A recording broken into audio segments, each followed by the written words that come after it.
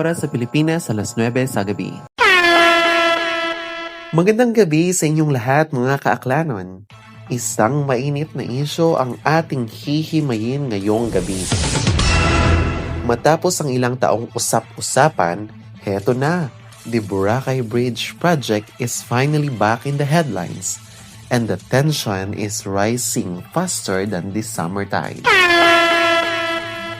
Kamakailan lang binigyan na ng Department of Public Works and Highways o DPWH ng Notice of Award ang San Miguel Holdings Corporation para sa proyektong ito. We are talking about the 2.54 bridge connecting Caticlan to the world-famous island Boracay. Imagine, travel to the island could be soon be all-weather. No more boat queues, no more cancellations during habagat season. Pero, ang tanong ng nakakarami, ito ba ay tulay patungo sa pag-unlad o tulay patungo sa pagkawasak ng ating isla?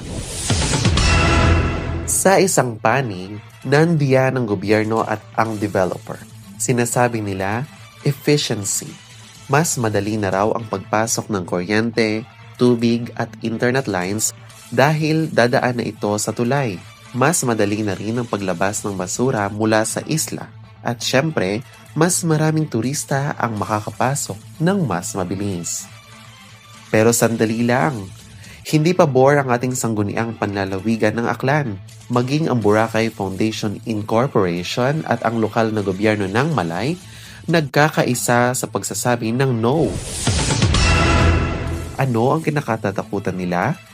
Una, ang ekolohiya. Ang pagbubutas at pagtatayo sa ilalim ng dagat ay banta sa ating mga corals at marine life. Pangalawa, ang ating mga kababayan. Paano na ang ating boatmen? Libu-libong pamilya ang nakasalalay sa jetty-port operations.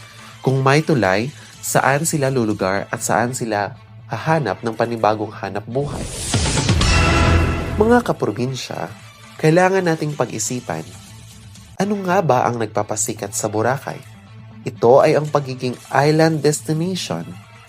Ang pagsakay sa bangka ay bahagi na ng karanasan. Yung excitement habang papalapit ka sa Pampang, kung gagawin natin itong drive-thru ang Boracay, hindi kaya mawawala na ang magic nito?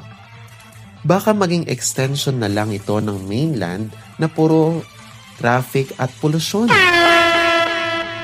On the other hand, hindi rin natin maitatanggi na kailangan ng modernong solusyon para sa logistics. Pero ang tanong, is the bridge the only way? Hindi ba pwedeng improve ang jetty-port system o kaya'y palakasin ang waste management nang hindi nagbubutas ng dagat? Sa ngayon, naghihintay pa tayo ng huling salita mula sa Malacanang. Habang ang DPWH ay porsigido, ang boses ng mga lokal ay lalong tumitindi. Ang pang-unlad ay mahalaga. Pero ang pag-unlad ng hindi kumukonsulta sa taong bayan at sumisira ng kalikasan ay hindi tunay na tagumpay. Kaya mga kaaklanon, ikaw, sa tingin mo, tulay nga ba o bangka? I-text ang inyong opinion sa aming hotline.